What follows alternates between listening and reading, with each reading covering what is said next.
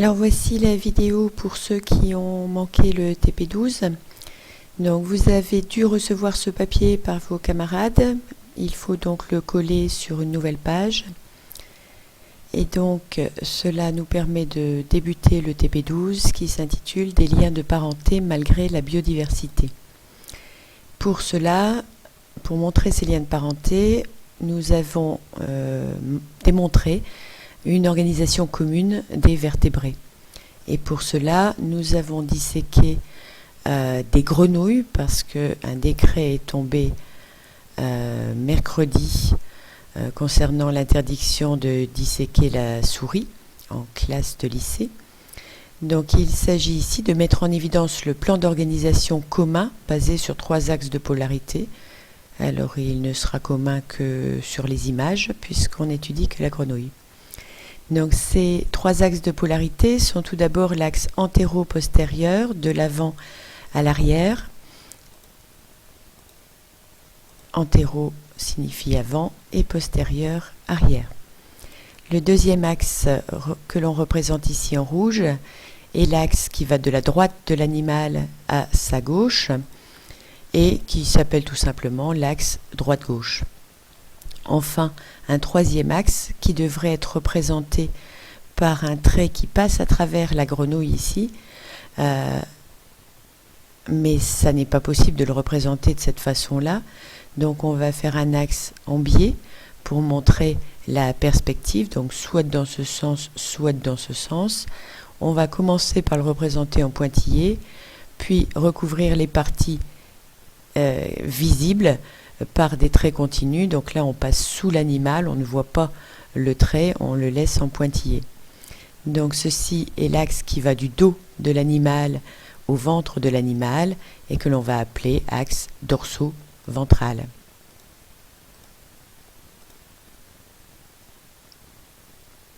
Alors ces 3 axes, on peut les voir extérieurement, mais on peut aussi, et c'est ce qui nous a intéressé dans le TP, le voir au niveau des organes internes grâce à la dissection. Donc, ce qui a été démontré, c'est que les dissections montrent 3 axes chez les vertébrés, donc l'axe antéro-postérieur, l'axe droite-gauche et l'axe dorso-ventral. Nous avons utilisé les liens du site pour réaliser la dissection. Alors les dissections filmées, en général, ça ne fonctionne pas au lycée, mais nous avons utilisé les protocoles de dissection qui sont présentés ici. Pour la grenouille, nous avons les différentes étapes de la dissection. Fixer d'abord la grenouille, puis couper sa peau, puis dégager cette peau, la fixer avec des épingles, puis soulever et inciser la paroi musculaire de l'abdomen, découper de chaque côté de l'animal pour voir apparaître les organes.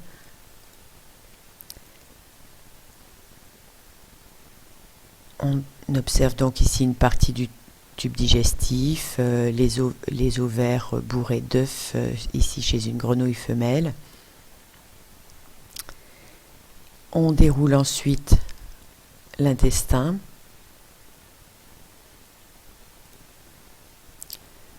On dégage l'appareil urogénital, donc la partie urinaire et génitale. Ici chez un mâle, nous avons les testicules. Chez une femelle, les ovaires remplis d'œufs ici, les conduits génitaux qui se trouvent là. On a ou non coupé la symphyse pubienne pour mieux dégager les différents conduits. On peut ensuite enlever l'ensemble des organes pour voir la colonne vertébrale et les nerfs qui en partent ensuite.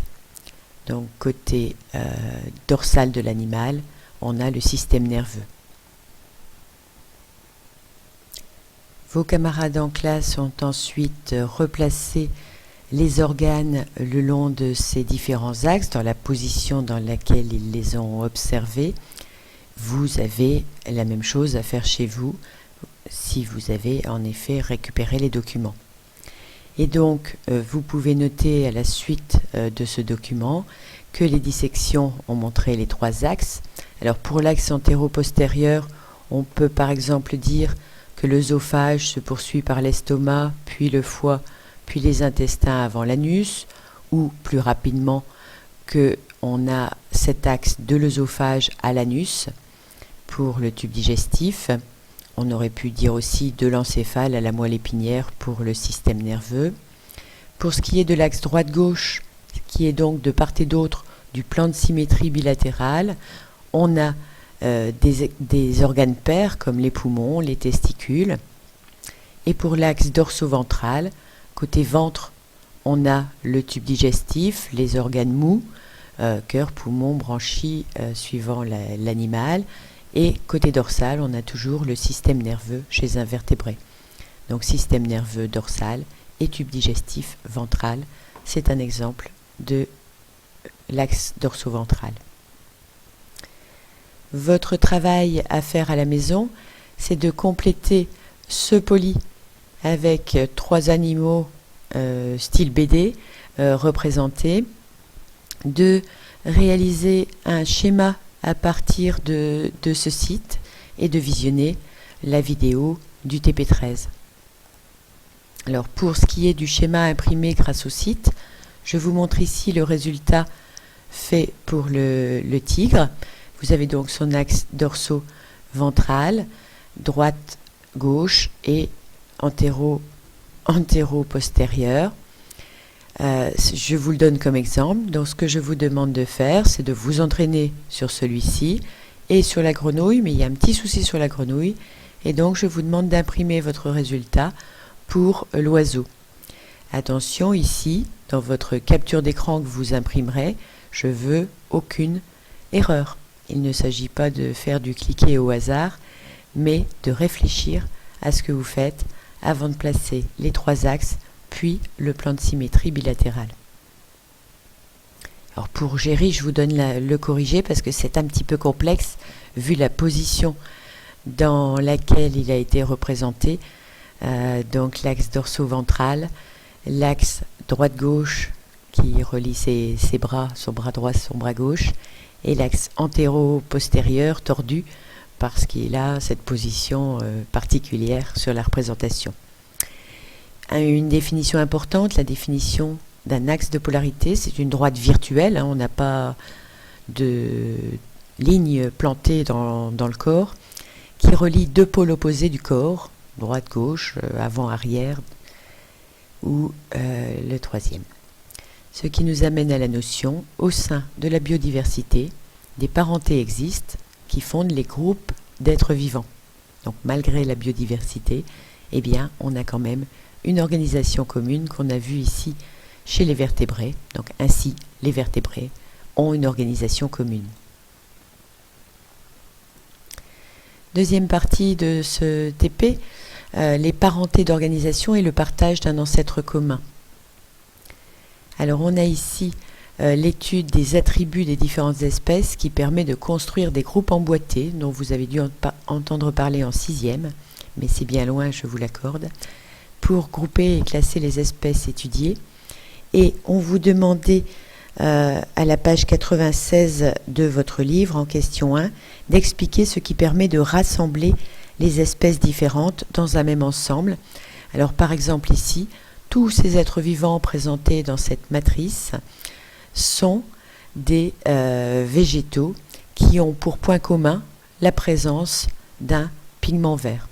Donc ce sont les attributs partagés qui vont permettre de créer un groupe d'êtres vivants. Donc ici, le pigment vert, c'est-à-dire la chlorophylle, est présente chez tous les végétaux étudiés. Maintenant, c'est ce type de matrice où les 1 représentent la présence du caractère et les 0 l'absence du caractère, n'hésitez pas à vous référer à votre livre, page 96, nous permettent de rapprocher des individus qui ont plus de caractères en commun.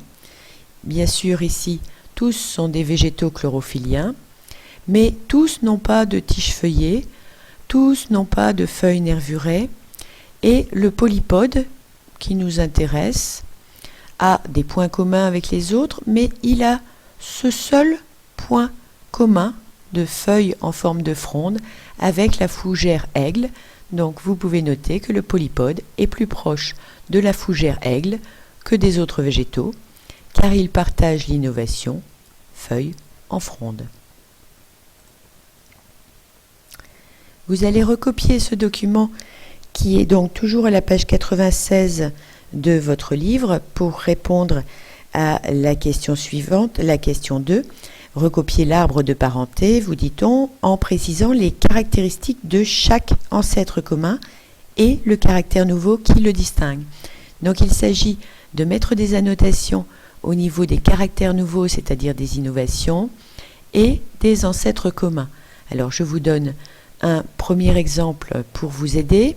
Il faut également que vous notiez que caractère nouveau, c'est synonyme d'innovation et que les ancêtres communs sont toujours hypothétiques. On va y revenir par la suite. Donc ce sont des constructions que l'on fait, des reconstructions que l'on réalise. Alors ici, vous avez plusieurs points et plusieurs carrés à annoter. Certains sont ici en grisé. J'ai mis la réponse pour les deux premiers.